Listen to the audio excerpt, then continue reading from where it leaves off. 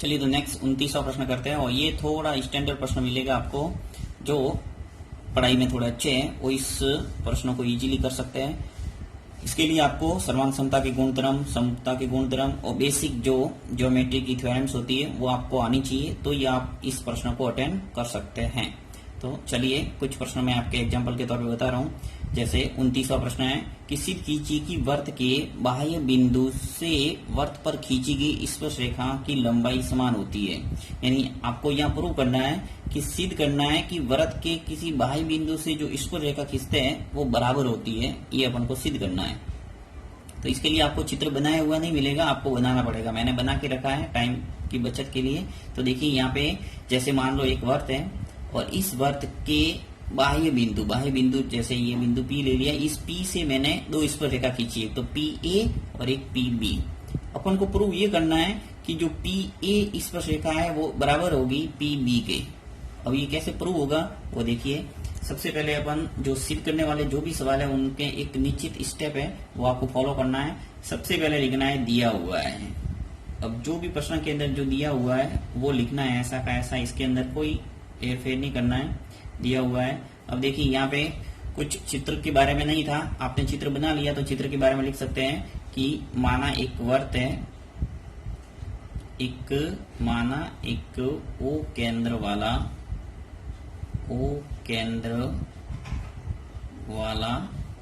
वृत्त, माना एक O केंद्र वाला वृत्त जिस पर PA तथा PB स्पर्श रेखाएं हैं। ठीक है, इतना लिख दिया दिया हुआ के अंदर।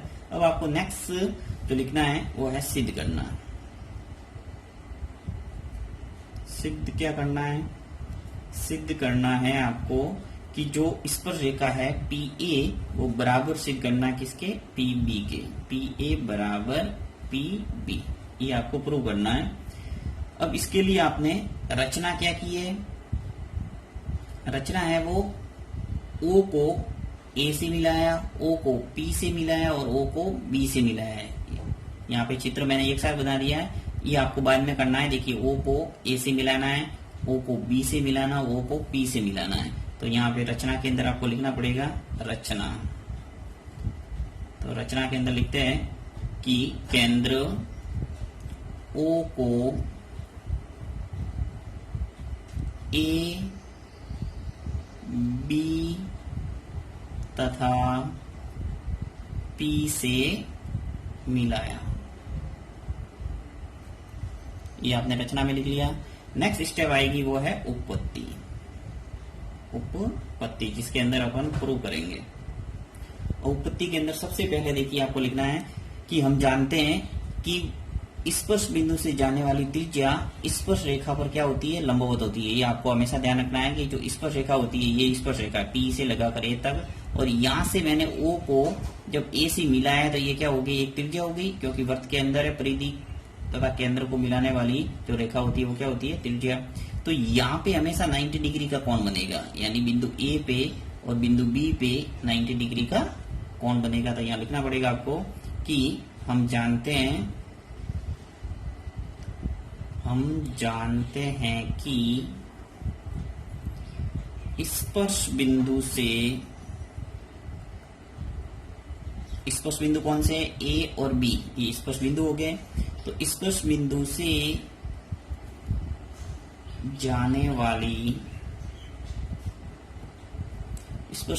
जाने वाली त्रिज्या स्पर्श रेखा पर लंबवत होती है। ये आपको लिखना पड़ेगा। अब लंबवत होती है अर्थात अपन लिख सकते हैं कि अर्थात कि जो कोण OAP है बराबर होगा कोण OB और P के। क्या हो जाएगा? प्रत्येक बराबर हो जाएगा 90। समीकरण नंबर 1 दे दो इसको। यानी ओ ए पी यहाँ पे 90 बन रहा है और ओ बी और पी यहाँ पर भी क्या बन रहा है 90। तो इसको दोनों को मैंने बराबर कर दिया जो नियम के अनुसार। अब दोनों त्रिभुजों को लेके चलता है। यहाँ दो त्रिभुज आपको दिख रहा है, देखो ये ओ ए और पी और ओ बी और पी। इन दोनों त्रिभुजों को यदि मैं सर्वांग सम सिद्ध कर दूं तो मैं इजीली लिख सकता हूं कि जो पी ए है वो किसके बराबर है पी बी के, क्योंकि जो सर्वांग सम त्रिभुज होते हैं उनकी संगत भुजाएं क्या होती है समान। सर्वांग समता का मतलब क्या होता है ये आपको थोड़ा बता देता हूँ। सर्वांग समता का मतलब ये होता है कि यदि मैं ओ ए और पी को ऐसे मोड़ूं तो पूरा का पूरा इसके ऊपर ढकेगा, यानी ओ बी और पी के ऊपर आ जाएगा। अर्थात ऐसी दो आकृतियां जो एक दूसरे को पूर्णतः आच्छादित करती हो अर्थात ढकती हो, वो आकृतियां क्या कहलाती है सर्वांग सम आकृतियां कहलाती है।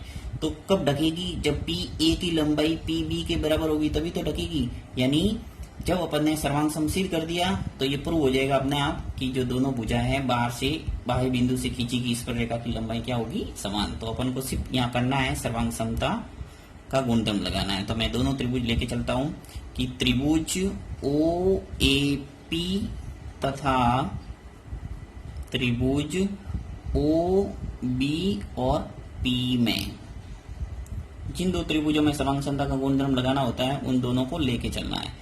तो यहाँ पे सबसे पहले सर्वांग समता का जो गुणधर्म है वो कौन सा लगेगा, देखिए कि समीकरण 1 से मैं लिख सकता हूं कि जो कोण ए ओ ए और पी है वो बराबर है किसके ओ बी और पी के।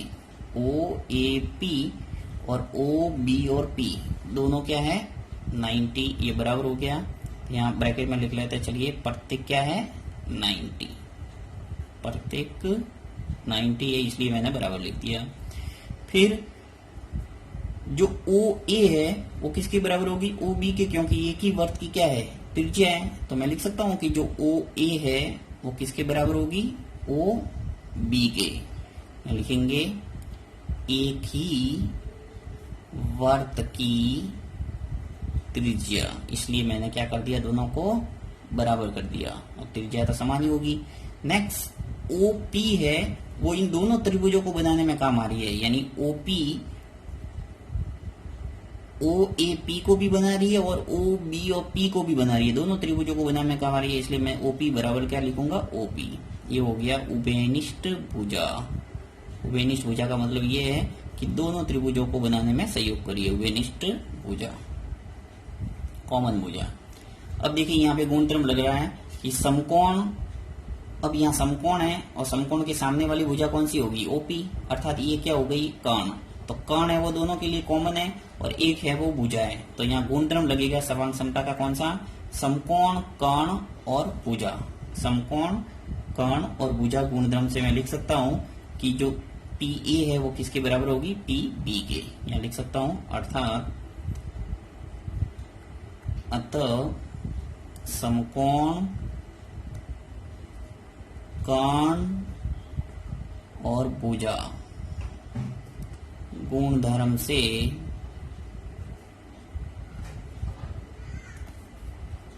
यहां अपन कह सकते हैं कि जो ओ ए पी है त्रिभुज वो सर्वांग सम है किसके त्रिभुज ओ बी और पी के। अब जब दोनों त्रिभुज है वो सर्वांग सम हो गए अतः अपन कह सकते हैं इजीली कि इस प्रकार हम जानते हैं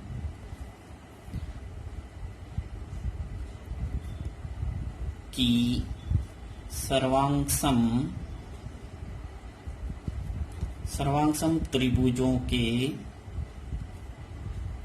संगत भाग के संगत भुजा भी लिख सकते हैं, संगत कोण भी लिख सकते हैं या संगत भाग भी लिख सकते हैं, आप कोई भी लिख सकते हैं। तो इस प्रकार हम जानते हैं कि सर्वांग सम त्रिभुजों की संगत भुजा ही लिख लो, क्योंकि यहाँ भुजा की बात हो रही है। पी ए बराबर करना है पी बी, तो मैं यहाँ भुजा ही लिख लेता हूँ कि हम जानते हैं कि सर्वांग सम त्रिभुजों की संगत भुजाएं समान होती है, समान होती है, अर्थात हो जाएगा पी ए बराबर पी बी। अब ये सर्वांग सम त्रिभुज हो गए OAP और OBP, ये दोनों सर्वांग सम अपन ने सिद्ध कर दिया। इसलिए हम कह सकते हैं कि जो PA है वो किसके बराबर होगी, PB के। वो मैंने लिख दिया PA बराबर PB, यही अपन को सिद्ध करना था। तो लास्ट में लिखना इति सिद्धम। तो प्रश्न आ सकता है, ये अच्छा प्रश्न है, इसको एक दो बार आप प्रैक्टिस करना। नेक्स्ट प्रश्न 29वां करते हैं। इस 29वें प्रश्न के अंदर भी आपको दो समरूप त्रिभुज दे रखे हैं और इन दोनों समरूप त्रिभुजों से आपको एक प्रमेय है वो सिद्ध करना है। कौन सी प्रमेय, देखिए कि सिद्ध कीजिए कि दो समरूप त्रिभुजों के क्षेत्रफलों का अनुपात उनकी संगत भुजाओं के वर्गों के अनुपात के बराबर होता है। बहुत ही अच्छी प्रमेय और इस पर आधारित कुछ सवाल भी बनते हैं और वो मैंने अच्छे ढंग से आपको समझाए हुए। अब यहाँ पे मैंने दो त्रिभुज लिए A, B और C और दूसरा त्रिभुज लिया है D, E और F। ये चित्र आपको बनाने पड़ेंगे। इन दोनों त्रिभुजों में पहले से बोल दिया कि ये समरूप त्रिभुज है, उनकी क्षेत्रफलों का जो अनुपात है यानी ABC का जो क्षेत्रफल है और DEF का क्षेत्रफल है, इनका अनुपात है वो इनकी संगत भुजा। संगत भुजा कौन सी, AB की संगत भुजा कौन सी हो जाएगी, DE। तो इस ढंग से उनकी जो संगत भुजा उनके वर्गों के अनुपात के बराबर होता है, ये अपन को प्रूव करना है। तो प्रूव करने के लिए वही सबसे पहले लिखना है दिया हुआ है।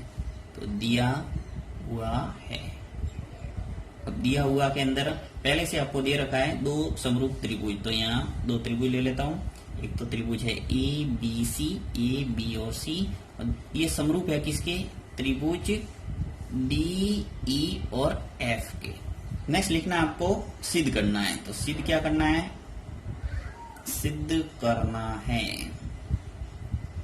सिद्ध करना आपको कि ABC का क्षेत्रफल त्रिभुज A, B और C का क्षेत्रफल बट्टा त्रिभुज D, E और F का क्षेत्रफल, इन दोनों त्रिभुजों के जो क्षेत्रफल का अनुपात है वो अपन को प्रूव करना है उनकी संगत भुजाओं के वर्गों के अनुपात के बराबर। तो संगत भुजा कौन सी हो जाएगी, देखिए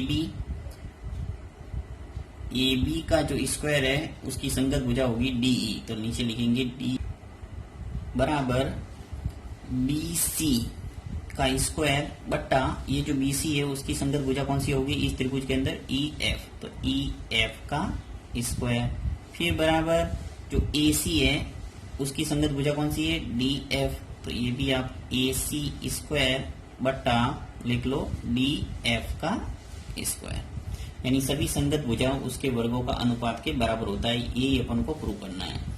इसके लिए अपन क्या करते हैं, रचना करते हैं कुछ। अब रचना के अंदर पहले से मैंने ये रचना करके रखी है, आपको लिखना पड़ेगा यहाँ EL जो शीर्षलंब है किस पे, BC पे। ये जो शीर्षलंब का निशान है यानी यहाँ से EL है वो 90 डिग्री का कोण बनाएगा यहाँ पे, और इसी प्रकार जो DM है वो भी मैंने शीर्षलंब खींचा है EF पे। तो ये मैंने लिख लिया कि जो AL है वो लंबवत है BC और DM है वो लंबवत है किसके ऊपर, EF के ऊपर। ये रचना के चरण आपको लिखना है। नेक्स्ट आपको लिखना है उपपत्ति, जिसके अंदर सभी प्रूव करने वाली स्टेप आती है।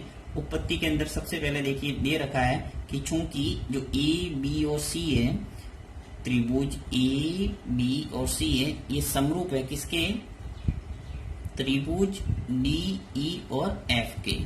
और जब कोई दो त्रिभुज समरूप होते हैं तो उनके संगत कोण समान होते हैं, साथ ही उनकी जो संगत भुजा है वो क्या होती है, समानुपाती। तो यहाँ पे अपन लिखेंगे कि संगत कोण सभी समान कर लेते हैं कि कोण जो A है वो किसके बराबर होगा, कोण D के। ये जो कोण A है वो किसके बराबर हो जाएगा, कोण D के। साथ ही कोण जो B है, कोण B ये किसके बराबर होगा, E के, कोण E के। इसी प्रकार कोण C, कोण जो C है वो बराबर हो जाएगा कोण F के। तो यहाँ लिख लेता हूं मैं कोण F के। इसका नाम दे देता हूं समीकरण नंबर 1। नेक्स्ट जो भुजाएं हैं वो उनको समानुपाती कर लेते हैं, एवं जो संगत भुजाएं हैं AB, इसके नीचे क्या लिख सकते हैं, AB के नीचे संगत भुजा कौन सी आ जाएगी, DE। तो यहाँ आ जाएगा DE। फिर बराबर जो BC भुजा है उसकी संगत भुजा है EF, तो EF। फिर बराबर आ जाएगा AC बट्टा आ जाएगा DF। ये भी अपन बराबर कर सकते हैं क्योंकि दोनों त्रिभुज क्या है, समरूप। ये समीकरण नंबर 2। अब देखिए यहाँ पे क्या करते हैं कि दूसरा जो त्रिभुज दिख रहा है मुझे ALB और DME, जो मैंने यहाँ शीर्षलंब खींचा उससे एक त्रिभुज बना। इन दोनों त्रिभुजों को मैं क्या करूंगा, पहले समरूप प्रूव करूंगा। तो इसके लिए मैं दोनों को लेके चलता हूं कि त्रिभुज ALB तथा त्रिभुज DM और E में सबसे पहले लिख सकता हूं मैं ALB, जो कोण ALB है वो किसके बराबर है, ALB यानी जो 90 डिग्री का कोण है वो किसके बराबर हो गया, DM और E के। तो DM और E के लिख देंगे ब्रैकेट के अंदर प्रत्येक 90, क्योंकि ये शीर्ष लंबी खींचा है, रचना के अंदर स्पष्ट लिखा मैंने। नेक्स्ट कोण जो B है, ये कोण B है वो किसके बराबर है, E के। ये पहले मैंने लिख दिया समीकरण 1 से। देखिए समीकरण 1 में स्पष्ट लिखा मैंने, कोण जो B है वो किसके बराबर है, E के। तो ये लिख देना समीकरण 1 से, समीकरण 1 से। अब दो कोण बराबर हो गए किसी त्रिभुज के, तो समरूपता का कोण कोण गुणधर्म लगेगा, क्योंकि दो कोण बराबर हो गए इसका मतलब क्या होगा, तीसरा कोण भी बराबर हो जाएगा। अर्थात कोण कोण समरूपता गुणधर्म से लिख सकते हैं। यहाँ लिखूंगा अतः कोण कोण समरूपता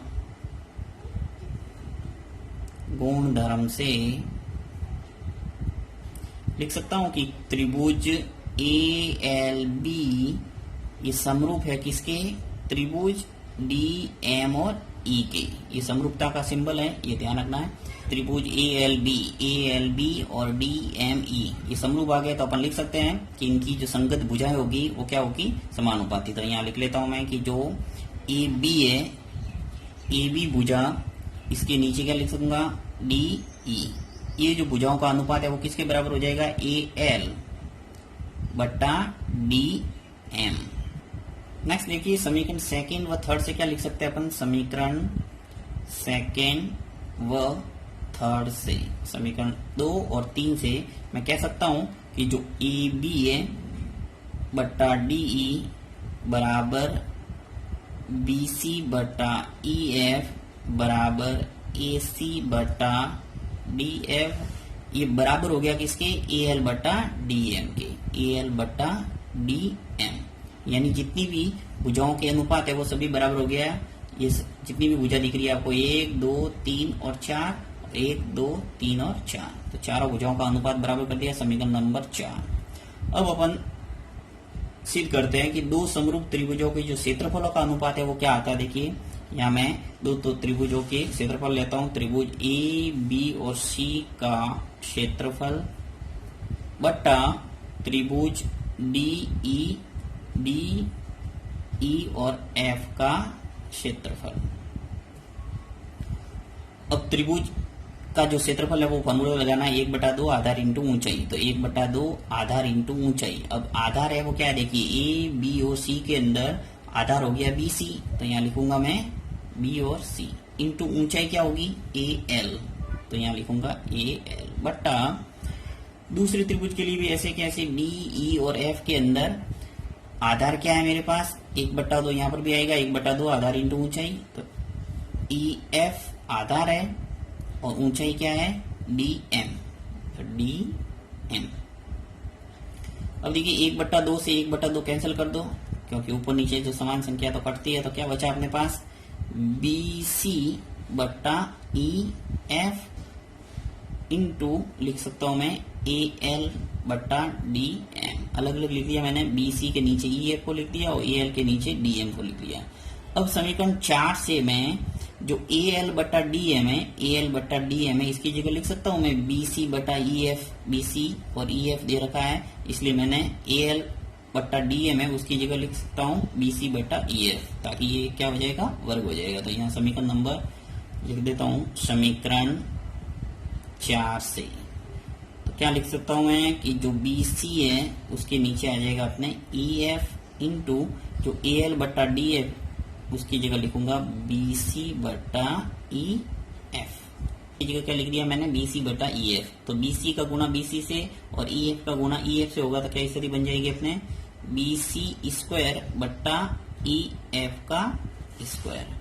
अब यहाँ पे समीकरण 4 से जो BC² बटा EF² आ गया, इसका मतलब क्या होगा कि AB² बटा DE² भी लिख सकते हैं, AC² बटा DF² भी लिख सकते हैं और AL² बटा DM² भी लिख सकते हैं। तो अर्थात अपने प्रूव हो गया कि त्रिभुज जो A, B और C का जो क्षेत्रफल है बटा त्रिभुज D, E और F का जो क्षेत्रफल है उनका जो अनुपात है वो संगत भुजाओं के वर्गों के अनुपात के बराबर आ जाएगा। तो AB² बट्टा DE² बराबर BC² बट्टा EF² बराबर आ जाएगा AC² बट्टा DF का स्क्वायर। यही आपको प्रूव करना था। इति सिद्धम।